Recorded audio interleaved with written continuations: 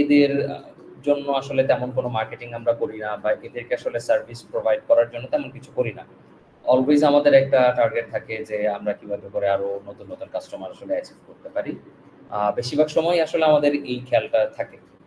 তো একটা বিজনেস আসলে সাস্টেইন করার জন্য অবশ্যই আপনার কাস্টমার রিটেনশনশিপ রেট বাড়াইতে হবে। তো এই বিষয়গুলো নিয়ে আসলে আমরা জানবো, পুরো একটা ওভারভিউ জানবো যে কাস্টমার রিটেনশনটা আসলে কি, বা আমাদের বিজনেসের জন্য কেন প্রয়োজন, এবং কিছু টিপস আমরা শেয়ার করবো বা কিছু মেথড আমরা শেয়ার করবো যে কিভাবে আমাদের রিটেনশন রেট আমরা বাড়াতে পারি। সো এরপরে একটা কিউএনএ সেশন আবার হতে পারে আর কি। সো যদি 1 ঘন্টার ভিতর শেষ করার পরে আপনাদের যদি কারো কোনো প্রশ্ন থাকে সেই প্রশ্নগুলো আমাদেরকে করতে পারবেন, এবং গ্রুপ আছে, গ্রুপে আপনাদের প্রশ্নগুলো আমরা নেওয়ার জন্য হচ্ছে গিয়ে গ্রুপটা ওপেন করে দিব, এবং এখানেও আপনারা বেশ কিছু প্রশ্ন করে রাখতে পারেন, যেটা পরবর্তীতে আমরা প্রশ্ন যেটা এখন সম্ভব সেটা এখনই দিয়ে দিব, মানে আমাদের ওয়ার্কশপটা শেষ হওয়ার পরে, এন্ড দেন যেটা একটু পরে প্রয়োজন সেটা আমরা একটু পরেই দিব আর কি। আমাদের ওয়ার্কশপটা আমরা সবাই আমাদের এটাকে মিউট করব, আর আমাদের কোনো কোয়েশ্চেন থাকলে তখন আমরা হচ্ছে কি আমাদের কোয়েশ্চেনগুলোকে বক্সে লিখব, বাট বক্সে লেখার আগে যেটা আমরা করতে হবে যে আমি যখন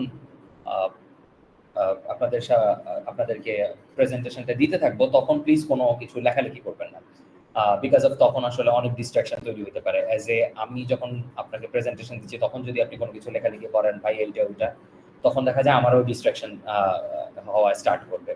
সো আমি সবাইকে হাম্বলি রিকোয়েস্ট করব যে প্লিজ আপনারা যেটা করবেন, আমি যখন আপনাদেরকে প্রশ্ন জিজ্ঞেস করবো তখনই আপনারা লিখবেন, এছাড়া আসলে লেখাটা স্টপ রাখবেন।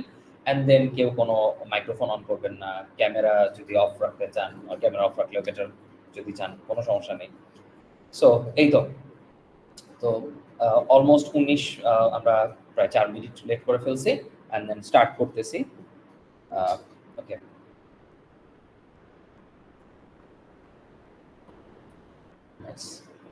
ওকে, ক্লায়েন্ট রিটেনশন কি জিনিস এইটা যদি আমি আপনাদেরকে একটু বলতে যাই, যে আজকে আমাদের মূল পারপাসটা হচ্ছে ক্লায়েন্ট রিটেনশন সম্পর্কে জানবো, এবং এই কাজ ওয়ার্কশপটার নামই লিখেছি ক্লায়েন্ট রিটেনশন ওয়ার্কশপ। তো এই ওয়ার্কশপটা করার পরে কারো যদি মনে হয় যে ভাই আমি ইন হ্যান্ড মানে জিনিসটা কাজ করবো, যে আমি ফিজিক্যালি এসে দেখবো, বা একদিন একটা কোর্স বা লম্বা একটা যদি সেশন হয় যে কিভাবে আমরা প্রসেসটা করতে পারি আমাদের বিজনেসের জন্য, তো সেটাও আপনি আমাদেরকে পরে জানাবেন। তো তখন চাইলে আমরা একটা ডে লং ওয়ার্কশপ বা একটা ডে লং কোর্স করতে পারি, যেহেতু আমরা সবাই ফাউন্ডার, আমাদের হাতে সব অনেক টাইম শর্ট থাকে, আমরা সবাই মিলে ওখানে একটা ডিসকাশন করে দেন আমরা ওটা তাহলে করবো। যদি আজকের সেশনের পরে আপনাদের কাছে মনে হয় যে এই জিনিসটা আমাদের ইন হ্যান্ড কাজ করা দরকার, বা রিয়েল টাইমে আমাদের কাজ করা দরকার আমাদের বিজনেসের জন্য, আমরা কিভাবে করতে পারি, তাহলে অবভিয়াসলি আমি বলবো যে আপনারা এটা জানাবেন, তাহলে আমি ওভাবে করে অর্গানাইজ করবো আপনাদের জন্য। আচ্ছা, একজন একটু মাইক্রোফোন অন রাখছেন, প্লিজ মাইক্রোফোনটা অফ করে দিলে বেটার হয়, বিকজ অফ অন্যদের ঝামেলা হতে পারে। ঠিক আছে, প্রথমে আমরা জানবো যে কাস্টমার রিটেনশন। এখানে আমাদের কাস্টমার হতে পারে, ক্লায়েন্ট হতে পারে, বোথ এন্ডের হতে পারে। তো কাস্টমার রিটেনশনটা আসলে কি এটা জানবো।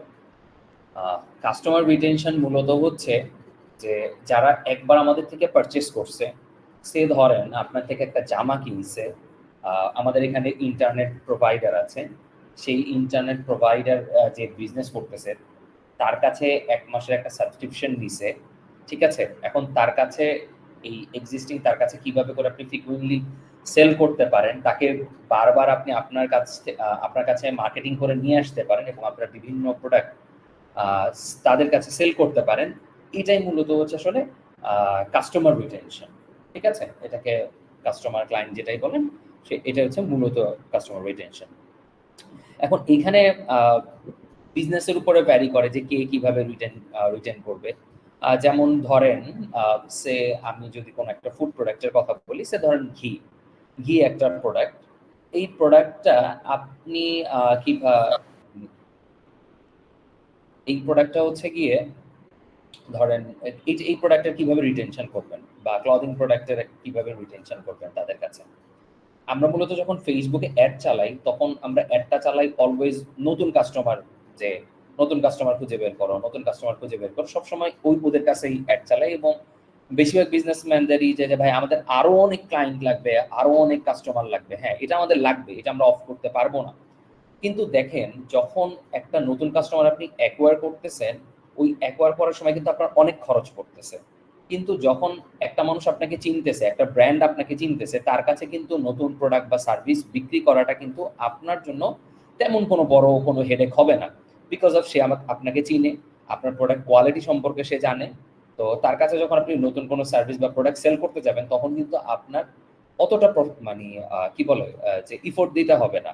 এখানে আপনার কস্ট কমে আসবে, আপনার ইফোর্টও অনেক কমে আসবে। আপনাকে জাস্ট ফ্রিকোয়েন্টলি তাকে জানাইতে হবে যে আপনার কি কি প্রোডাক্ট আসতেছে, তারপর হচ্ছে আপনি কোন কোন ধরনের প্রোডাক্টে কি কি আপডেট আনছেন।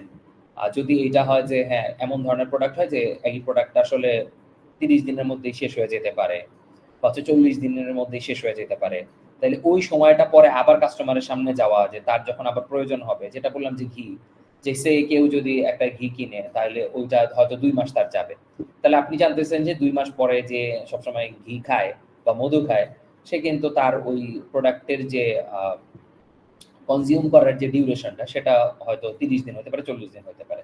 তাহলে আপনার কাজ হবে যে যারা এক্সিস্টিং, যে 30 দিন আগে যারা কিনছে বা 40 দিন আগে যারা কিনছে, তাদের তাদের কাছে আপনি কিন্তু আবার সেই 30 বা 40 দিন পরে আপনার তাদের কাছে আবার যাওয়া উচিত। কেন? গেলে কিন্তু তাদের যে আবার কিন্তু কিনতে হচ্ছে, মানে কেনার কিন্তু প্রয়োজন হয়েছে। হ্যাঁ, তো কেনার যখন প্রয়োজন হয়েছে তখন কিন্তু সে আপনাকে আবার যখন দেখতেছে আপনার থেকে পারচেজ করতেছে। এরকম অনেক সময় হয় যে কাস্টমার হয়তো আপনার কথা ভুলে যায়। ভুলে যায় বলতে যে আপনার থেকে সে সবসময় পারচেজ করতেছে, কিন্তু অন্য একটা ব্র্যান্ড তার সামনে এখন ফ্রিকুয়েন্টলি আসতেছে। তো তখন সে চিন্তা করে আচ্ছা এই ব্র্যান্ডের থেকে একটু কিনে দেখি। কিন্তু যখন আপনার ব্র্যান্ড সবসময় কনসিস্টেন্সি বজায় রাখবে, যে আপনার এক্সিস্টিং যারা আপনার থেকে প্রোডাক্ট পারচেজ করছে, যখন সবসময় আপনি তাদের টপ অফ দ্য মাইন্ডে থাকবেন, তাদের কাছে সবসময় হচ্ছে গিয়ে পৌঁছাবেন আপনার প্রোডাক্ট নিয়ে, তখন কিন্তু সে খুব কম সময়ই অন্য কোনো ব্র্যান্ডের থেকে প্রোডাক্ট পারচেজ করার ডিসিশনটা মেক করবে। ঠিক আছে? তো এইটা হচ্ছে একটা অনেক বড় বিষয়। তো যেটা হইছে যে ক্লায়েন্ট রিটেনশন হচ্ছে আপনার যে বর্তমান যে গ্রাহকরা আছে তাদের সাথে একটা দীর্ঘমেয়াদী, ঠিক আছে? দীর্ঘমেয়াদী সম্পর্কটা তৈরি করার জন্য আসলে এই ক্লায়েন্ট রিটেনশনটা আমরা করে থাকি। ঠিক আছে? এবং এই ক্লায়েন্ট রিটেনশনটা আসলে একটা ব্যবসার জন্য, যেকোনো ব্যবসার জন্য অপরিহার্য। হ্যাঁ? এবং বেশ কিছু ব্যবসা আছে যেখানে আসলে ক্লায়েন্ট রিটেনশন রেট 70% এর নিচে চলে গেলে ওই বিজনেসটা আসলে আর মানে সাস্টেইন করার মতন ধরা যায় না। যে সে তার যদি 70% এর নিচে ক্লায়েন্ট রিটেনশন থাকে, তাহলে সে হয়তো ১-২ বছর পর্যন্ত সারভাইভ করবে। এরপরে সে আর সারভাইভ করতে পারবে না। হ্যাঁ? সো এই সিআরআর অর্থাৎ ক্লায়েন্ট রিটেনশন রেট আপনি কিভাবে বের করবেন সেটাও আমি আপনাকে বলবো আমাদের নেক্সট স্লাইডে। তো মোটামুটি করে আপনাদের বলার চেষ্টা করছি যে ক্লায়েন্ট রিটেনশনটা কি। যদি আমরা এক কথায় বলি যে যারা এক্সিস্টিং অর্থাৎ যারা আমাদের কাছে প্রিভিয়াসলি আমাদের প্রোডাক্টটা কিনেছে, তাদের কাছে আবার আমার প্রোডাক্টটাকে বিক্রি করা এবং তাদের সামনে আমার প্রোডাক্ট সার্ভিসের আপডেট বা নতুন প্রোডাক্টগুলো নিয়ে কন্টিনিউয়াসলি জানা এবং কাস্টমারের টপ অফ দ্য মাইন্ডে থাকা। এটাই হচ্ছে মানে ক্লায়েন্ট রিটেনশন। যে সে যখন আপনার থেকে আবার পারচেজ করতেছে তখন আপনার রিটেনশন রেট বাড়তেছে। ঠিক আছে? সো এইটা হচ্ছে গিয়ে আপনার ক্লায়েন্ট রিটেনশন রেট, হ্যাঁ, বা ক্লায়েন্ট রিটেনশন। ওকে,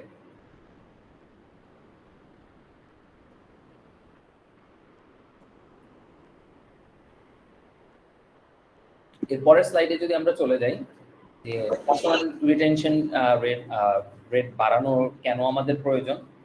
তো এখানে যদি আমরা বলি যে একটা ব্র্যান্ড থেকে বিদ্যমান গ্রাহকরা নতুন গ্রাহকদের থেকে 65% বেশি কেনাকাটা করে। অর্থাৎ একটা নতুন গ্রাহক যদি আপনার কাছে কোনো প্রোডাক্ট একটা পারচেস করে, কিন্তু যে কিনা এক্সিস্টিং, যে কিনা আপনার কাছে এর আগের থেকেই কেনাকাটা করছে বা আপনাকে জানে চিনে আপনার সাথে প্রোডাক্ট বা সার্ভিস নিয়ে এঙ্গেজ হয়েছে, তার কিন্তু প্রোডাক্ট পারচেসের রেশিও 65% পর্যন্ত বেড়ে যায়। অর্থাৎ কেউ যদি আপনার কাছে প্রথমবার 1 কেজি প্রোডাক্ট পারচেস করে, এর পরের বার দেখবেন যে ওই কাস্টমারটা 2 কেজি 3 কেজিও প্রোডাক্ট পারচেস করতেছে, বা আপনার কাছ থেকে 2-3 ধরনের প্রোডাক্ট পারচেস করতেছে। যেমন এখানে আমাদের কাছে জাহিদ ভাই আছে। জাহিদ ভাই হয়তো আমার এই কথার সাথে বা এই রেশিওর সাথে অ্যালাইন করতে পারবে যে জাহিদ ভাই নতুন একটা কাস্টমার হয়তো তার কাছে 2-3টা ভ্যারিয়েন্টের প্রোডাক্ট অর্ডার করে, কিন্তু যখন ওই কাস্টমারটা তার কাস্টমার রিটেনশন বাড়াইয়া দেয়, অর্থাৎ তার কাছে যখন সেকেন্ড বার অর্ডার করে, তখন কিন্তু তার কাছে মাল্টিপল বার হচ্ছে গিয়ে অর্ডার করতেছে, এবং তার যে বাস্কেট ভলিউম যেটা, যে সে যদি আগে 2-1টা প্রোডাক্ট অর্ডার করতো, তখন কিন্তু তার কাছে 5-6 ধরনের প্রোডাক্ট অর্ডার করতেছে। অর্থাৎ তার যে বাস্কেট সাইজটা, এই সাইজটা বড় হয়ে যায়। তো এর জন্যই বলা হয়েছে যে একটা ব্র্যান্ডের থেকে বিদ্যমান অর্থাৎ যারা এক্সিস্টিং আমার থেকে কিনছে, তারা 65% পর্যন্ত বেশি قل পারচেজ করে নতুন إنما গ্রাহক, العلم ঠিক আছে? عند এবং তাদের কাছে الله যদি সঠিকভাবে মার্কেটিং করা যায়, অর্থাৎ আমরা যদি তাদের কাছে সঠিকভাবে মার্কেটিংটা করি, তাহলে হচ্ছে টানা 2 বছর পর্যন্ত এটা ওই ব্র্যান্ডের সাথে তারা যুক্ত থাকে। দেখেন, এমনিতেও তারা 65% বেশি পারচেজ করবে বা কেনাকাটা করার, মানে হাইস্ট 65%, এটা 20% হতে পারে, 25%, হোয়াটএভার, কিন্তু 65% পর্যন্ত তারা তাদের এই কেনাকাটার ভলিউমটা বাড়ায়, অর্থাৎ নতুন ক্লায়েন্টের থেকে পুরাতন কাস্টমার। এবং এই জিনিসটা আপনি যদি ফ্রিকোয়েন্টলি তাদের কাছে মার্কেটিং করতে পারেন, রিমার্কেটিং যেটাকে বলে, আমরা যেটাকে ফেসবুক ভাষায় রিটার্গেটিংও বলি। সো রিমার্কেটিং যখন আমরা তাদের কাছে আবার করি এবং ফ্রিকোয়েন্টলি যদি করতে পারি, তখন তারা ব্র্যান্ডের সাথে 2 বছর পর্যন্ত কন্টিনিউ করে, এবং এটা প্রুভেন। এটা আমার বিজনেস যে সোশ্যাল মিডিয়া, এরকম অনেকেই আছে সোশ্যাল মিডিয়ার সাথে 2 বছরের উপরে আছে। হ্যাঁ, কেন? আমরা কিন্তু ফ্রিকোয়েন্টলি তাদের কাছে মার্কেটিং করতেছি, বিভিন্ন অপশন দিচ্ছি, তাদেরকে হেল্পফুল কন্টেন্ট প্রোভাইড করতেছি, অর্থাৎ তাদেরকে কিন্তু টপ অফ দ্য মাইন্ডে থাকতেছি আমরা অলওয়েজ। সো এই যে টপ অফ দ্য মাইন্ডে থাকার কারণে কিন্তু তারা ফ্রিকোয়েন্টলি 1 মাস 2 মাস পর বা 3 মাস পর এসে কিন্তু সার্ভিসটা নিচ্ছে। সো এতে কিন্তু দেখেন, তাদের কিন্তু এরকম আমরা দেখছি যে ওই কাস্টমারটা বা আমাদের ওই ক্লায়েন্টটা 2 বছরের উপরে হয়ে গেছে। 2023 সালের শীটেও ছিল, 2024 সালেও সে এসে সার্ভিস নিচ্ছে, অর্থাৎ 2 বছর পর্যন্ত কিন্তু আমার সাথে সে যুক্ত আছে। তাহলে কিন্তু আমরা যদি সঠিকভাবে মার্কেটিং করতে পারি, তারা আমাদের সাথে এট লিস্ট 2 বছর পর্যন্ত কানেক্টেড থাকবে। এরকম আপনাদের বিজনেসেও কিন্তু আছে। হ্যাঁ, তো সেকেন্ড যেটা হয়েছে যে প্রতি 1% রিটেনশন, অর্থাৎ প্রতি 1% রিটেনশন রেটে আপনার 5 থেকে 25% পর্যন্ত সেল বৃদ্ধি পায়। অর্থাৎ আপনি যদি 1% ক্লায়েন্ট রিটেনশন রেট বাড়াইতে পারেন, কথা বলছেন, আপনি 1% ক্লায়েন্ট রিটেনশন রেট বাড়াইছেন। হ্যাঁ, আপনি ইমপ্রুভ করছেন। যে গত মাসে যদি আপনার 30% থাকতো, তাইলে হচ্ছে এই মাসে আপনার 31% বা 33%। হ্যাঁ, যদি 31% হয়, তাহলে ওই 31% অর্থাৎ 0.1 মানে 1% আপনার সেল বৃদ্ধি করে 5% থেকে 25% পর্যন্ত। তাহলে এখন আপনি হিসেব করেন, আপনি যদি আপনার কাস্টমার রিটেনশন রেট আপনি যদি 5% বাড়ান, তাহলে এইটা কতটুকু পর্যন্ত বাড়তে পারে? 5% হলে 25%। আমরা যদি ন্যূনতম পক্ষে যদি আমরা 5% করেও ধরি, তাহলে আপনার 25% পর্যন্ত সেল কিন্তু বৃদ্ধি করা সম্ভব। আপনি যদি জাস্ট 5% রিটেনশন রেট বাড়ান, ঠিক আছে? তো তাইলে পার পার্সেন্টে আমরা 5 থেকে 25% পর্যন্ত সেল গ্রোথ করতে পারবো। ওকে, এরপরে যেটা হচ্ছে যে ক্লায়েন্ট রিটেনশন রেট বৃদ্ধি করে আপনি আপনার ব্যবসা 70% পর্যন্ত ঝুঁকি কমাইতে পারেন।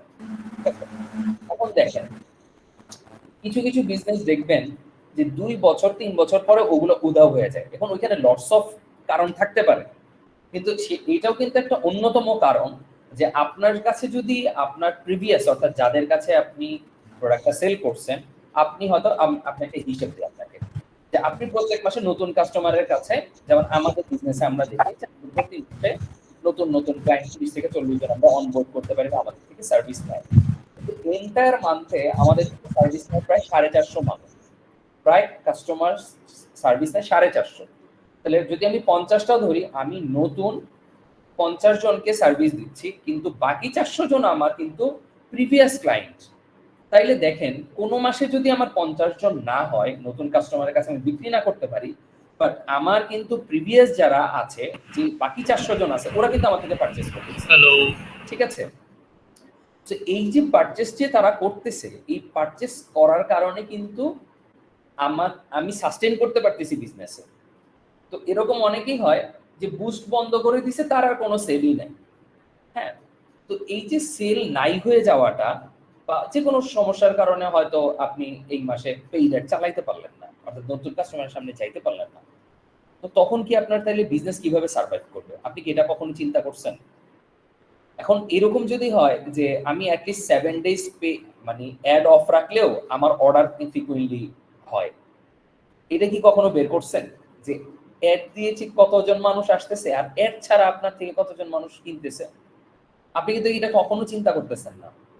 হ্যাঁ, আমাদের অ্যাড কন্টিনিউয়াসলি চালাইতে হবে, বাট আমাকে দেখতে হবে যে খালি কি আমার অ্যাড থেকেই কি খালি আসতেছে, নাকি অ্যাড ছাড়াও আমি মানুষের কাছে বিক্রি করতে পারতেছি। অ্যাড ছাড়া মানুষের কাছে বিক্রি করতেছি কিভাবে? ওই যে যাদের কাছে আমি অ্যাড দিয়ে বিক্রি করছি এদের কাছে আমি আবার সেকেন্ড বার বিক্রি করতে পারতেছি কিনা, এটা কিন্তু একটা অনেক বড় বিষয় বিজনেস সাস্টেইন করার জন্য। এর জন্যই বললাম যে ক্লায়েন্ট রিটেনশন রেট যদি আপনি পারফেক্টলি করতে পারেন, মানে আপনার পারফেক্ট থাকে যে 60% or 70% থাকে, এটা বিজনেস টু বিজনেস ভ্যারি করে। তো তখন কিন্তু আপনি 70% পর্যন্ত আপনার যে ব্যবসার যে ঝুঁকি থাকে, যে ব্যবসা যে কোনো সময় ফল করতে পারে, এই ঝুঁকিটা থেকে আপনি এড়াইতে পারবেন। হ্যাঁ, বিকজ অফ যে আপনার ক্লায়েন্ট রিটেনশন, আপনার এই ক্লায়েন্ট অনলাইন না হলেও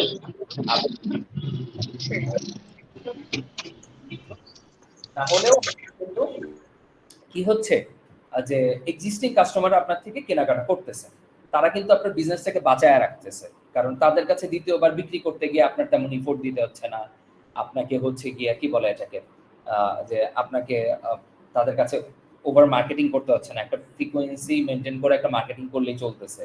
ঠিক আছে, এখন আপনি এটা যে কোনো ফানেলে নিয়ে আসতে পারেন। যেমন যারা ট্যুরিজমের বিজনেস করে, আমি যদি বলি যে আপনাদের ক্লায়েন্ট রিটেনশন বাড়ানোর জন্য কি করবেন জানেন?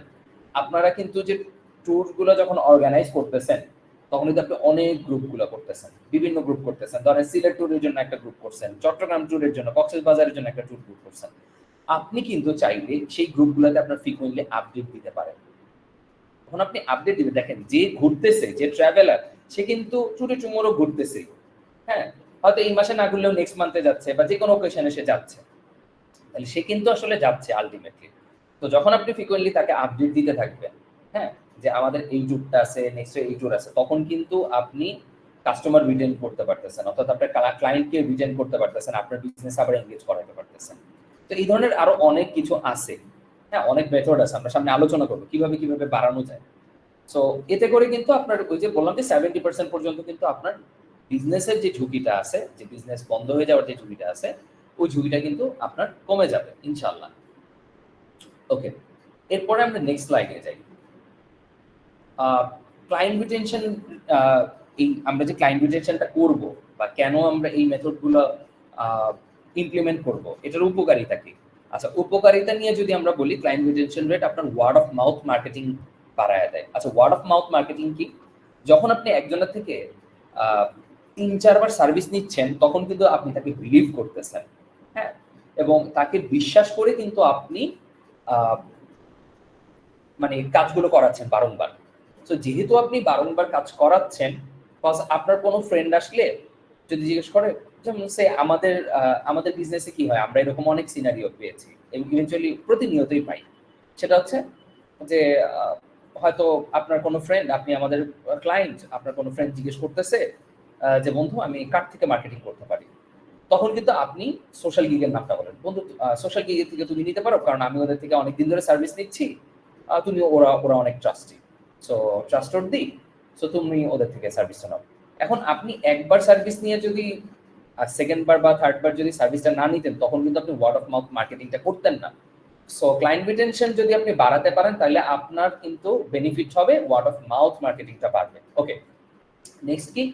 বিজনেসের প্রফিট বৃদ্ধি করে। ওই যে এর আগে আমরা বলছি যে পার ওয়ার্ক 1% ক্লায়েন্ট রিটেনশন যদি আপনি বাড়াতে পারেন, 1% রিটেনশন বাড়াতে পারেন, তাহলে 5 থেকে 25% পর্যন্ত আপনার প্রফিট বৃদ্ধি করতে পারেন। কারণ কেন? ওই যে তার কাছে মার্কেটিং কস্ট কমে যাবে, তার কাছে মার্কেটিং করার যে খরচটা সেটা কমে যাবে, তাকে বোঝানোর জন্য বা তাকে বিভিন্ন কিছু করার জন্য কিন্তু, বা তাকে ট্রায়াল দেওয়ার জন্য কিন্তু যে খরচটা হতো, সেই খরচটা কিন্তু এখন আপনাকে করতে হবে না। দ্যাট বিকজ সে আপনাকে অলমোস্ট জানে, চিনে এবং আপনার সার্ভিস বা প্রোডাক্ট ব্যবহার করে সে আপনার সম্পর্কে ধারণা জানে। তো সে এরপর আপনার কাছ থেকে বারংবার কিনে আপনার প্রফিটেবিলিটি, বিজনেসের প্রফিটেবিলিটি বাড়াতে থাকবে। ঠিক আছে, এবং থার্ড যে বিষয়টা সেটা হচ্ছে আপনার অ্যাড খরচ সাশ্রয় করে, অর্থাৎ আপনার অ্যাড খরচ কমায় নিয়ে আসবে। যে ধরেন আপনার 500 প্রোডাক্ট বিক্রি করতে হবে, যেমন অ্যাড খরচ কিভাবে কমায়, আমি যদি আপনাকে ঠিক আমাদের একেবারে বাস্তব উদাহরণটা দিই, সেটা হচ্ছে সোশ্যাল গিগের সাথে যারা এঙ্গেজ আছে, আমাদের গ্রুপ পেজ, আমার ওয়াল, বিভিন্নভাবে যারা এঙ্গেজ আছে, এদেরকে আমি কিন্তু মানে অফার করছি যে প্লিজ আমাদের এরকম একটা ওয়ার্কশপ আছে, তুমি জয়েন করো। দেখেন এই ওয়ার্কশপের জন্য কিন্তু আমরা মার্কেটিং করি নাই। হ্যাঁ, মার্কেটিং করছি, জাস্ট একটা টেস্টিং করছিলাম আমরা, সেটা একেবারেই ন্যূনতম, হ্যাঁ, $5 এরকম আর কি।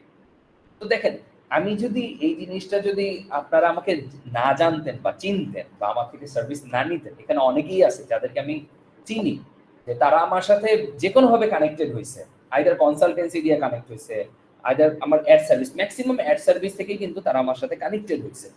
তো এদেরকে যখন আমি আবার অফার করতেছি, ভাই আমি একটা ওয়ার্কশপ করতেছি, তারা কিন্তু এটা নিয়ে এনরোলমেন্ট করতেছে। কেন? তারা আমার কাছে জানে।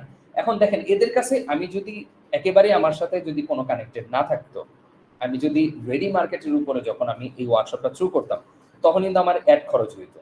তখন দেখা যেত যে আমার অনেক খরচ বাইরে গেছে, দেখা যেত যে সমান সমান আমার প্রফিটেবিলিটি খুব কম থাকতো। কিন্তু এখানে কিন্তু আমার অ্যাডের খরচ যায় নাই। সো তাইলে কিন্তু আমি অ্যাডের খরচ থেকে বেঁচে গেছি এই জায়গাটাতে, এবং প্রফিট মেক করছি। কিভাবে? আমার ক্লায়েন্ট রিটেনশন দিয়ে, অর্থাৎ আমি আপনাদের কাছে এই ওয়ার্কশপটা বিক্রি করতে পারছি।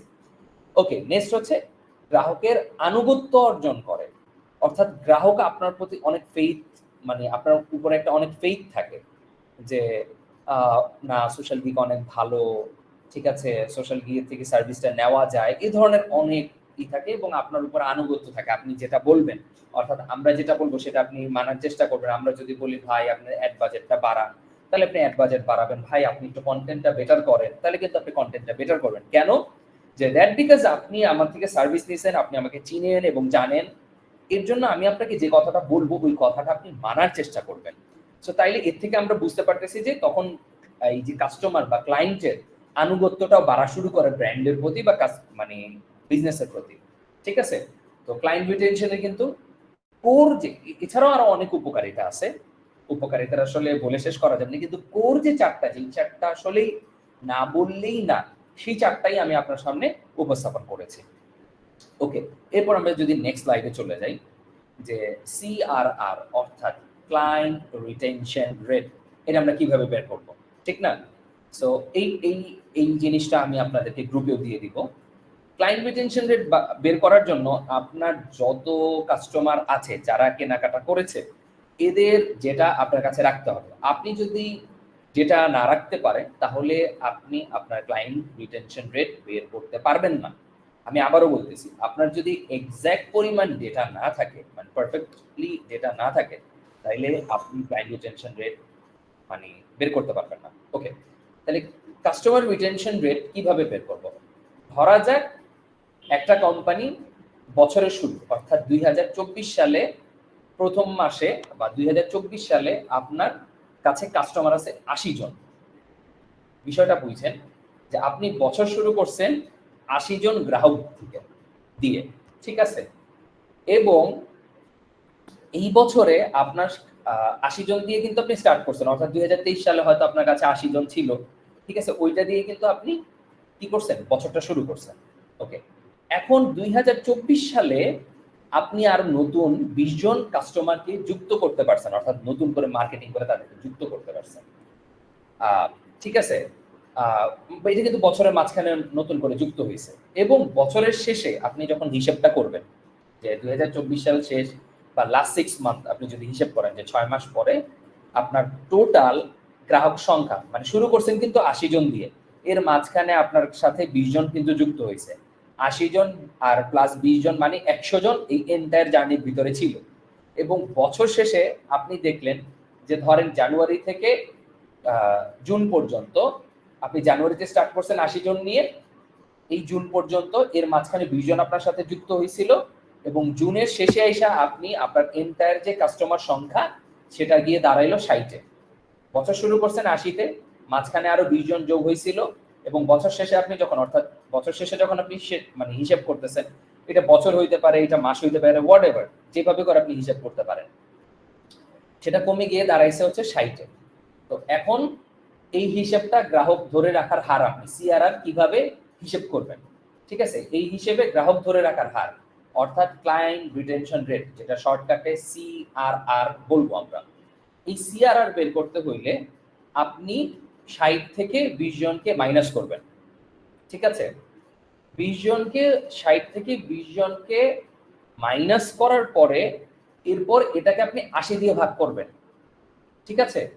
80 জন গ্রাহক যে বছর যেহেতু শুরু দিয়েই করছেন এবং এই যে 60 এর সাথে আমি 20 কে মাইনাস করলাম কেন? বছরের শেষে 60 আছে, মাঝখানে যে 20 জন ঢুকছিল এটাতে আমি মাইনাস করছি এবং এন্টায়ার যে বছরের শুরুতে যে 80 জন ছিল এটাতে আমি ভাগ করছি। তো ওই ভাগফলটা দিয়ে আমি আবার 100 জন, কারণ মানে ওই যে ইয়ার এন্ডে আমার 100 জন ছিল, ঠিক আছে? ওই 100 জনকে দিয়ে আমি আবার এটা গুণ করব। তো ওই 100 জনকে দিয়ে যখন আমি গুণ করব তখন যে রেজাল্টটা আসবে, তখন যে পার্সেন্টেজটা আসবে সেইটা হচ্ছে আমার সিআরআর রেট, অর্থাৎ ক্লায়েন্ট রিটেনশন রেট। আবার বুঝছেন, বছর শুরু করছেন কিন্তু 80 জন দিয়ে, শেষে আছে মানে বছর শেষে যেই যেই কাস্টমার আপনার সাথে আছে এটা কিন্তু একবার একুরেট। হ্যাঁ, এর মাঝখানে আপনার সাথে 20 জন যুক্ত হয়েছিল, তো ওইটা আপনি মাইনাস করে ফেলে দিবেন। তো মাইনাস করে ফেললে 20 মাইনাস 60 থেকে 20 মাইনাস করলে যেটা থাকে, যেই ফলাফলটা থাকে সেটা আপনি আবার বছরের শুরুর কাস্টমারের সাথে ভাগ করবেন। ভাগ করার পরে ওই ভাগফল দিয়ে আবার হচ্ছে এন্টায়ার যেই এটা ছিল, যে কি বলে এটাকে, যে এন্টায়ার কাস্টমার যারা ছিল, হ্যাঁ, একেবারে ধরেন 6 মাস বা এই 12 মাসে যারা ছিল ওইটা দিয়ে আবার গুণ করবেন। তখন আপনার কাছে একটা রিটেনশন রেট বের হয়ে আসবে যে কত পার্সেন্ট আপনার এক্স্যাক্টলি রিটেনশন রেট ছিল। ঠিক আছে? এইটা আপনারা একটা টেস্ট করবেন। ওকে, তো এইখানে যেটা হয়েছে সাধারণত ছোট ব্যবসাগুলো প্রতিষ্ঠান যারা আমরা এমএসএমই, হ্যাঁ,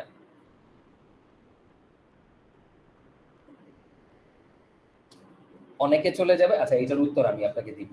হ্যাঁ, আপনি হিসাব যারা চলে যাবে এইটাই তো আমি ওই যে 60 থেকে আবার 20 মাইনাস করছি, যে লাস্টে 60 আছে এবং মাঝখান দিয়ে যারা যুক্ত হয়েছিল, নতুন গ্রাহক যারা যুক্ত হয়েছিল, কারণ নতুন গ্রাহক 20 জন যুক্ত হয়েছে, এখন এই যারা চলে যাবে এই এইটাকে তো আপনাকে ফিগারটা বের করতে হবে যে কতজন চলে গেছে, ওই চলে যাওয়াটা মাইনাস করবেন। ঠিক আছে? এরপরে ওইটা দিয়ে আপনি আবার 80 দিয়ে ভাগ করবেন, যে এন্টায়ার স্টার্ট করছিলেন বছরের শুরুতে 80 দিয়ে, ওটা দিয়ে আপনি আবার ভাগ করবেন। ভাগের পরে এন্টায়ার যেটা ছিল মানে টোটাল ইয়ারে যেটা ছিল ওইটা দিয়ে আপনি আবার গুণ করবেন, দেখবেন যে আপনার রিটেনশন রেট বাড়বে।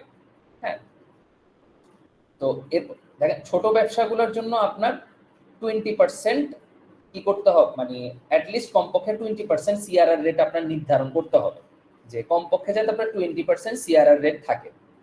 অন্যদিকে বড় বড় ব্যবসায়ী যেমন বীমা, মিডিয়া কোম্পানিগুলো যারা স্যাস মডেলের বিজনেস করে, স্যাস মডেল, সফটওয়্যার অ্যাজ সার্ভিস, বা যারা সার্ভিস রিলেটেড বিজনেস করে, স্যাস বললে একটা সিগনিফিকেন্ট কোড হয়ে যাবে, যারা সার্ভিস রিলেটেড বিজনেস করে, হ্যাঁ, যাদের প্রত্যেক মাসেই আসলে ইনভয়েস জেনারেট করতে হয়, তাদের রিটেনশন রেট 79%-এর উপরে রাখার চেষ্টা ধরে রাখতে হবে, তাইলে আপনি সাস্টেন করতে পারবেন। ঠিক আছে? যারা সার্ভিস রিলেটেড বিজনেস করে এদের রিটেনশন রেটটা 80%-এর উপরে রাখা উচিত এবং প্রয়োজন। কারণ মানে প্রোডাক্ট মানুষ প্রচুর কিনে, কিন্তু সার্ভিস যখন নেয়, সার্ভিসটা আসলে একটা মানুষকে একটা সার্ভিস থেকে আরেকটা সার্ভিসে সুইচ করানোটা কিন্তু অনেক চ্যালেঞ্জিং একটা বিষয়। ঠিক আছে? এবং ওই সার্ভিসটা আপনি একজনের কাছে সার্ভিস বেচার পরে যদি সে আপনার সাথে লং টাইম বিজনেস না করে, তাহলে কিন্তু আপনি মার্কেটিং কস্ট আর হচ্ছে আপনার প্রফিটেবিলিটি, আপনার আরওআই কিন্তু মানে পজিটিভে থাকবে না, তখন দেখবেন যে আরওআই নেগেটিভে থাকবে। সো এই জিনিসগুলো কিন্তু আপনাকে ফলো করতে হবে। ঠিক আছে? তো নেক্সট স্লাইডে আমরা চলে যাই, যেটা হচ্ছে যে আমরা কি কি উপায়ে এই ক্লায়েন্ট রিটেনশন রেটটা আমরা বাড়াইতে পারি। এটা অনেক ইম্পর্টেন্ট বিষয়। ঠিক আছে? কি কি উপায়ে আমরা বাড়াবো, এটা হচ্ছে ক্লায়েন্ট রিটেনশন রেট আসলে কিভাবে বাড়ে, কিভাবে আমরা বাড়াইতে পারি। আচ্ছা, নাজমুল হাসান, আপনি আপনার প্রশ্নটা প্লিজ ভাইয়া করে রাখেন, আমি শেষে উত্তর দিয়ে দেব, লিখে রাখেন।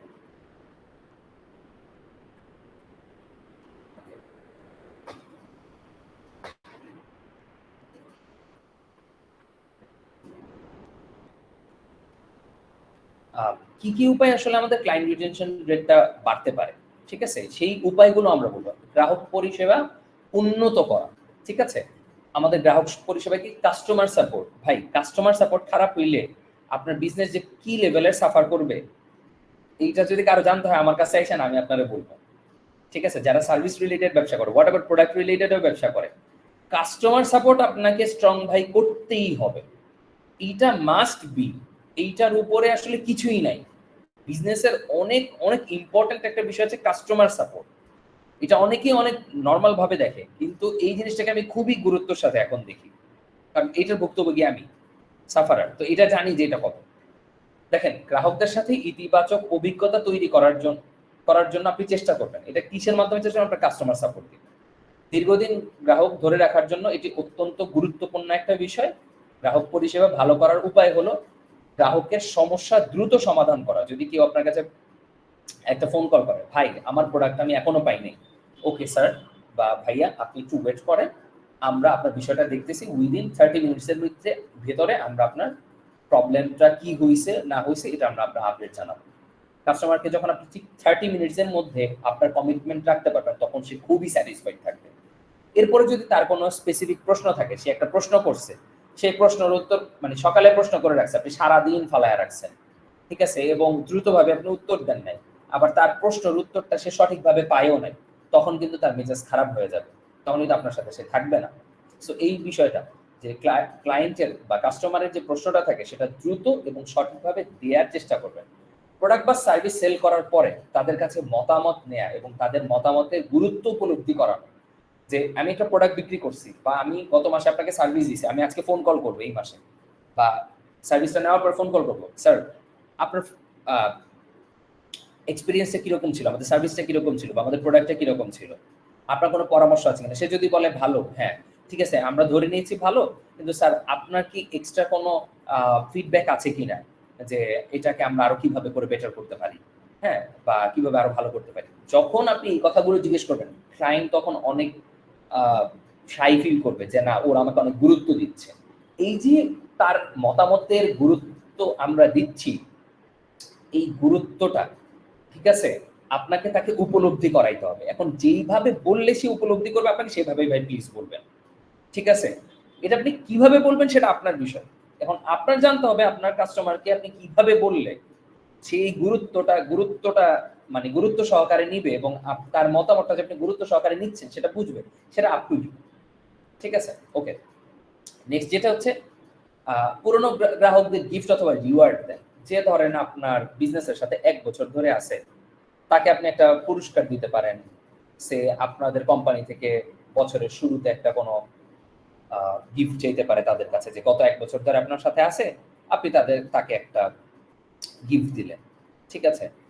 তো এই ধরনের বিশ্বস্ত এবং পুরনো, সেটা পুরনো ক্লায়েন্ট হতে পারে বা বিশ্বস্ত কাস্টমার হতে পারে, তাদেরকে আপনি কিন্তু এই ধরনের পুরস্কার দিতে পারেন। হ্যাঁ, অথবা হচ্ছে যে হ্যাঁ ভাইয়া আপনি তো অনেকদিন ধরে সার্ভিস নিচ্ছেন, আপনাকে এইবারের যে সার্ভিস বা এইবার প্রোডাক্টটাতে আমরা আপনার কি একটা 10% বা 5% ডিসকাউন্ট করে দিচ্ছি। সে কিন্তু অনেক ভালো করবে, ভালো ফিল করবে, বা তার কাছে মনে হবে বা যে আপনি বলতে পারেন যে ভাইয়া আপনি তো এর আগেও আমাদের কাছে অনেকবার করছেন, সো আমাদের কোম্পানির পক্ষ থেকে এবার আপনার জন্য কি বলে এটাকে, যে কাস্টম ডেলিভারি চার্জটা ফ্রি করে দিচ্ছে। সে কিন্তু এক্সপেকটেশন করতেছিল না, বাট আপনি যখন তাকে ফ্রি করে দিচ্ছেন, তখন কিন্তু সে এই ওয়াও ফিল করবে, হ্যাঁ, সেই শাই ফিলটা করবে। তো এটাও কিন্তু একটা ইসের অন্তর্ভুক্ত। ওকে, এরপরে কোম্পানির সাথে গ্রাহকদের লয়ালিটি বাড়ানো। যে লয়ালিটি কিভাবে বাড়ায়, ঠিক আছে, যে যেমন প্রথমত হচ্ছে কোম্পানির নিজস্ব মূল্যবোধ থাকা জরুরি। এইখানে আমি একটা খুব ভালো একটা উদাহরণ দিব, যেটা হচ্ছে মোজো। মোজো যে কাজটা করছে, এটাতে কিন্তু সে লয়ালিটি বাড়াইছে তার কাস্টমারদের সাথে। প্যালেস্তাইনের ইস্যুতে আমরা সবাই অনেক অ্যাওয়ার, এবং আমরা চাচ্ছিলাম যে আহ, যে প্যালেস্তাইনে যারা হামলা করতেছে, ঠিক আছে, তো এদের বিরুদ্ধে থাকার, এবং এরা যাতে আমাদের থেকে কোনো প্রফিট না করতে পারে। সো ওইটার পদক্ষেপ হিসেবে কিন্তু মোজো যেটা করছে, যে তাদের প্রত্যেকটা মোজোর 250 ml বোতলের যে ইটা হয়, বা 250 ml বোতল থেকে 1 টাকা করে প্যালেস্তাইনের জন্য তারা বরাদ্দ রাখছে। এই যে দেখেন, যে কাস্টমারের মূল্যবোধের সাথে আপনার ব্র্যান্ডের মূল্যবোধটাকে আপনি অ্যালাইন করছেন, এতে কি হয়েছে, লয়ালিটি বাড়ছে। আপনি কিন্তু আপনার কাস্টমাররা, এই যে মোজোর প্রতি মানুষের একটা অনেক ফেইথ বাড়ছে না, লয়ালিটি বাড়ছে না, যে না আমি এখন মোজো খাবো, বা মোজো ছাড়া আমি অন্য কিছু খাবো না। তাহলে দেখেন কতটা লয়াল হইলে কাস্টমার এই ধরনের ডিসিশন নেয়। তাহলে এই যে যখন আপনি আপনার কোম্পানির নিজস্ব মূল্যবোধটা যখন আপনি করতেছেন, যেমন পরিবেশে আপনি একটা গাছ লাগাচ্ছেন, পরিবেশে ধরেন অনেক গরম পড়তেছে, বৃষ্টি কম হচ্ছে, অক্সিজেনের অভাব, মানুষ ধরেন এয়ার কোয়ালিটি ফল্ট করতেছে। তো সোশ্যাল গিগ চিন্তা করলো, ধরেন আমরা একটা চিন্তা করলাম যে এই মাসের আমাদের যতগুলো প্রফিট হবে, যত মানুষের থেকে আমরা সার্ভিস দিব, পার সার্ভিস থেকে আমরা হচ্ছে যদি কেউ 10,000 টাকার সার্ভিস নেয়, তাহলে তার থেকে আমরা 100 টাকা নিয়ে একটা গাছ লাগাবো বা 50 টাকা নিয়ে একটা গাছ লাগাবো। ঠিক আছে, এই যে এতে কিন্তু মানুষ অনেক কি করে, তাদের লয় আচ্ছা সোশ্যাল অনেক ভালো কাজ করতেছে। বা আমরা যদি ধরেন একটা কোনো ক্যাম্পেইন লঞ্চ করি যে হ্যাঁ আমরা এই মাসের আমাদের প্রফিটের 5% আমরা প্যালেস্তাইনের লোকেদের জন্য আমরা ডোনেট করব, এতে কিন্তু আমাদের যেই মূল্যবোধটা, এই মূল্যবোধটা কিন্তু কাস্টমারের মূল্যবোধের সাথে কি হচ্ছে, মানে অ্যালাইন হচ্ছে, তখন কিন্তু কাস্টমারের লয়ালিটি বাড়তেছে। হ্যাঁ, সো যখন আপনার কোম্পানির মূল্যবোধের সাথে একমত পোষণ করবেন, অর্থাৎ গ্রাহকরা যখন আপনার কোম্পানির সাথে একমত পোষণ করবে, মূল্যবোধের সাথে একমত পোষণ, তখন তারা আপনার সাথে আরো সম্পৃক্ততা অনুভব করবে। কিন্তু যেটা মোজোর সাথে আমাদের হচ্ছে, দেখেন এটা কিন্তু বাস্তব, এটা আমি কোনো ধরেন সায়েন্টিফিক কিছু বলতেছি না, এটা শুধুমাত্র ভাই ওইখানে এরকম না, প্রত্যেকটা প্রুভেন জিনিস বলতেছি। যেহেতু আমি বলছি যে আমি এখানে যতগুলা কিছু বলবো প্রত্যেকটা প্রুভেন থাকতে হবে, এবং এটা কিন্তু মোজোর সাথে পুরো প্রুভেন হয়েছে। ঠিক আছে, মোজোর সাথে এই বিষয়টা কিন্তু ঘটছে। ওকে, আমরা নেক্সট স্লাইডে চলে যাই। পরের স্লাইডে যদি আমরা যাই, সেটা হচ্ছে গ্রাহকদের কাছ থেকে নিয়মিত ফিডব্যাক নেওয়া।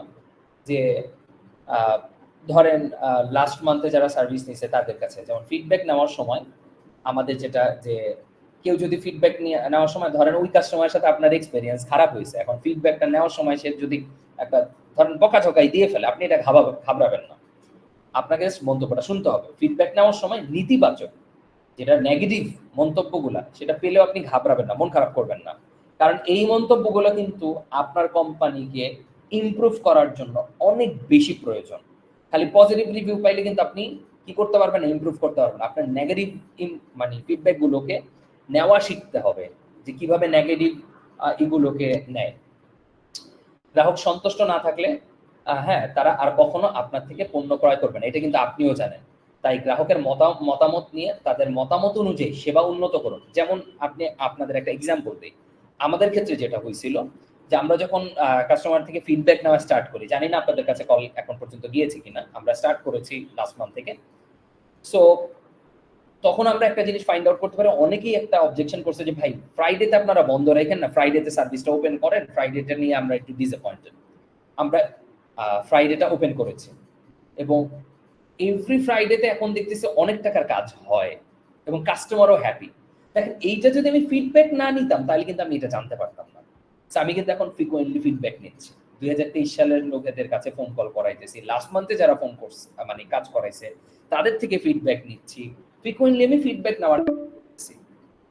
ঠিক আছে, এরপর হচ্ছে আমাদের রিফান্ড পলিসি রাখতে হবে, যে এমন ভাবে রিফান্ড পলিসি রাখতে হবে যে এখন দেখেন ওইটা শেষ করি নাই, যে নিয়মিতভাবে আমাদের মতামতটা নিতে হবে। কারণ কেন, যে মানুষের টেস্ট বাট কিন্তু চেঞ্জ হচ্ছে, অর্থাৎ মানুষের কিন্তু বিভিন্নভাবে কি চেঞ্জ হয়, যে তার রুচিবোধ চেঞ্জ হয়। তো এই রুচিবোধটা চেঞ্জ হচ্ছে, কিভাবে চেঞ্জ হচ্ছে এটা বুঝবো কিভাবে, আমরা যদি গ্রাহকদের থেকে নিয়মিত ফিডব্যাকটা নিতে থাকি।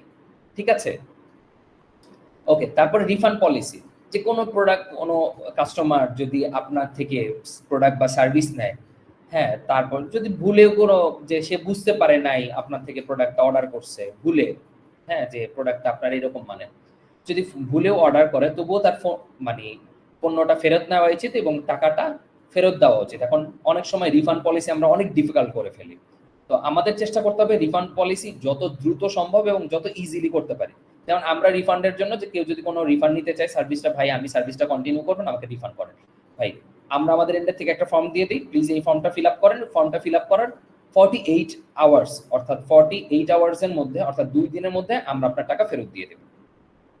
তো ক্লায়েন্ট জানতেছে এবং তার থেকে আমরা একটা ফিডব্যাক নিচ্ছি যে সে কেন আমার সার্ভিসটা নিবে না। ওইখানে আমরা একটা ফর্ম ক্রিয়েট করছি, ওই ফর্মের মধ্যে তার ইনফরমেশন এবং তার ফিডব্যাকটা দিচ্ছে, এবং ফিডব্যাকটা সাবমিট করার পর সে জানতেছে যে নেক্সট 24 আওয়ার্সের মধ্যে বা 48 আওয়ার্সের মধ্যে সে রিফান্ডটা পেয়ে যাবে।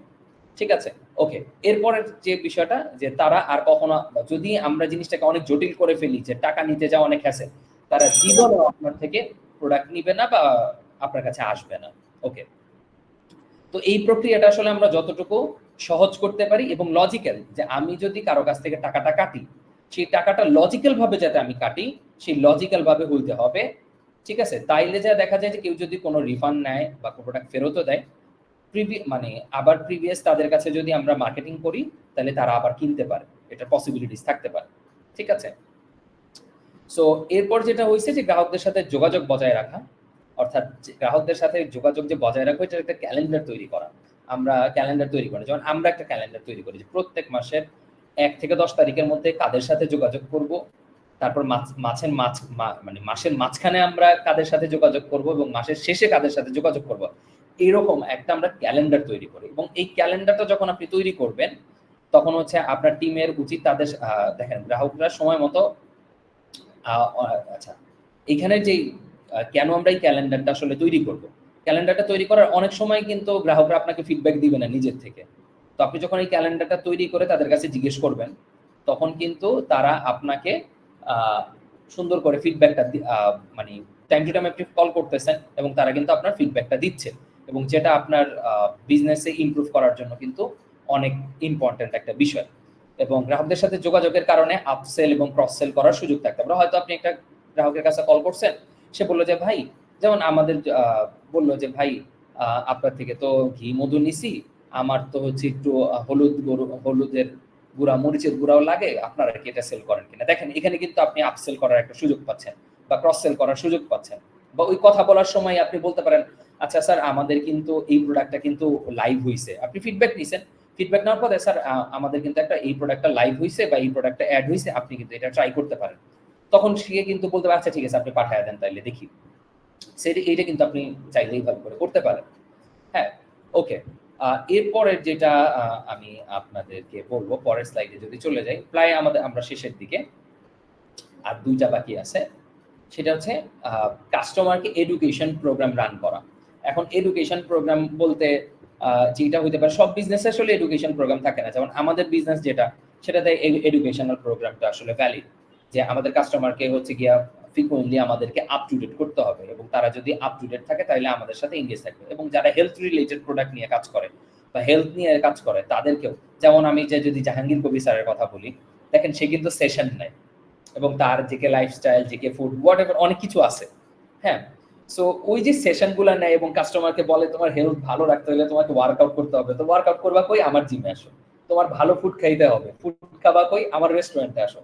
তোমার ভালো স্ন্যাক্স খাইতে হবে, স্ন্যাক্স খেলে কি জেকে লাইফস্টাইল ফুড বা আছে, সো এইখানে যাও, এখান থেকে কেনাকাটা করো।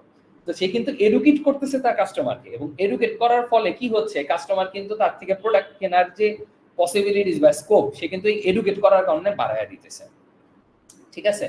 তো কাস্টমার এডুকেশন প্রোগ্রাম রান করার মাধ্যমে আপনার গ্রাহকরা আপনার সম্পর্কে আরো ভালোভাবে জানে। যেমন আমি যে আপনাদের কাছে আজকে যে সেশনটা নিচ্ছি, এই সেশনটা নেওয়ার পরে কিন্তু আপনারা আমার ক্যাপাসিটি সম্পর্কে জানলেন, যে হ্যাঁ মঈন ভাই অনেক বিষয় জানেন। হ্যাঁ, এই যে আমার সম্পর্কে জানলেন এবং আমার কোম্পানি সম্পর্কে হয়তো আপনি আরো জানতে পারবেন, ঠিক আছে? এতে করে কি হবে? এতে করে আপনার উপরে তারা আরো আস্থাশীল হবে, ঠিক আছে? এবং আপনার সম্পর্কে, আপনার সাথে যে সম্পর্কটা তাদের আরো মজবুত হবে। দেখেন আজকে আমরা যারা এই যে সেশনটা করতেছি, এই সেশনটা করার ফলে আপনার এবং আমার ইন্টারাকশনটা বাড়ছে না, এবং আপনি কিন্তু আমার সাথে আরো বেশি কানেক্টেড ফিল করবেন এই ওয়ার্কশপটা করার পরে। হয়তো আমার পেজে এসে নক করবেন, আমাকে পার্সোনালি নক করবেন, বা গ্রুপে কিছু একটা লিখবেন। সো এই জিনিসগুলো কিন্তু হবে।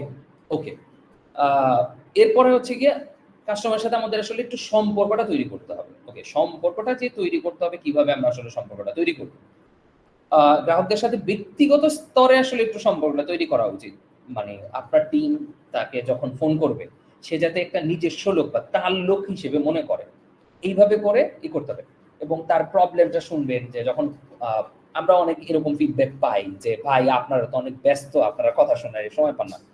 দেখেন তার সাথে কিন্তু আমার সম্পর্কটা বিল্ড হয়নি, কিন্তু হয়তো এখানে আমার লিমিটেশন আছে। তো এই জিনিসটা বুঝতেছি যে সে চায় তার প্রবলেমটা আমাকে বলতে। যখন আমি তার প্রবলেমটা মনোযোগ দিয়ে শুনবো, তার সাথে কিন্তু আমার একটা কানেকশন তৈরি হবে, তার সাথে আমার একটা সম্পর্ক তৈরি হবে, আমার ব্র্যান্ডের সাথে সম্পর্ক তৈরি হবে। তখন কিন্তু সে আমার সাথে কানেক্টেড ফিল করবে। এর মানে হলো তাদের সাথে কথা বলা, তাদের প্রক্রিয়াগুলা শোনা, ঠিক আছে? এবং তাদেরকে মনে করিয়ে দেওয়া যে তারা কেবল আমার কাস্টমার না, তারা আমার কোম্পানির পরিবারের একটা অংশ। আমি যদি সার্ভিস দিছে, অনেকেই বলে ভাই সার্ভিস নিয়ে আপনি তার কোনো দেখেন। এই যে তার সাথে যদি আমি একটু ফ্রিকুয়েন্টলি কথা বলি, তার সাথে একটু কানেক্টেড থাকি, সে কিন্তু বুঝবে যে উনি আমাকে আসলে ক্লায়েন্ট হিসেবে দেখে না, উনি আমাকে খুব কাছের মানুষ হিসেবে দেখে। হ্যাঁ? সো এই যে সম্পর্কটা তৈরি হওয়ার কারণে কিন্তু আপনি আমার থেকে নড়বেন না। এতে করে কিন্তু আমার ক্লায়েন্ট রিটেনশন রেট বাড়বে। বিকজ আপনার সাথে সম্পর্ক বিল্ড হয়েছে, আপনি চিন্তা করবেন থাক মোমিন ভাই থেকে আরেকজনের কাছে যাব, দরকার নাই। আমি এখানে থাকি। তো আপনার কাস্টমার মনে করবে এর থেকেই তো প্রোডাক্ট কিনতেছে, আবার নতুন একজনের কাছে যাব, ভালো হয় না খারাপ হয়, ওনার কাছ থেকেই কিনে। তো এইভাবে করে আমরা আমাদের রিটেনশন গুলো বাড়াতে পারি। এই স্লাইড গুলো আমি পিডিএফ আকারে দিয়ে দিব, আমি একটা বইয়ের মতন করে দিয়ে দিব, বইটা তৈরি করে আপনাদেরকে ফ্রি দিয়ে দিব, ঠিক আছে? তো এরপরে যেটা আমি বলবো, সময় প্রায় শেষের দিকে, কিউএনএ সেশনের জন্য আমরা আরেকটা লিঙ্ক দিব, অর্থাৎ হোয়াটসঅ্যাপ গ্রুপে আমরা আরেকটা লিঙ্ক দিব, ওইটাতে আমরা কিউএনএ সেশন করব। ওকে, ফেসবুক অ্যাডের মাধ্যমে এখন আমি যেহেতু বলেছি যে ফেসবুক অ্যাডের মাধ্যমে আমরা কিভাবে করে এইটাকে ইমপ্লিমেন্ট করতে পারি। সো এখানে ইমপ্লিমেন্টেশনের জায়গাটা আসে আসলে মূলত, এবং এর অন্যান্য জায়গাতেও ইমপ্লিমেন্টেশনের জায়গা আসে। সো যদি আপনারা চান যে ভাইয়া আমরা তো ইমপ্লিমেন্টেশনটা একেবারে হ্যান্ডস অন শিখতে চাই, হ্যাঁ, একটা ডে লং সেশনে একেবারে আমরা ল্যাপটপ নিয়ে আসবো, বসে এই জিনিসগুলোকে স্ট্রাকচার করব, তাহলে আমি আপনাদেরকে একদিন সময় দিব।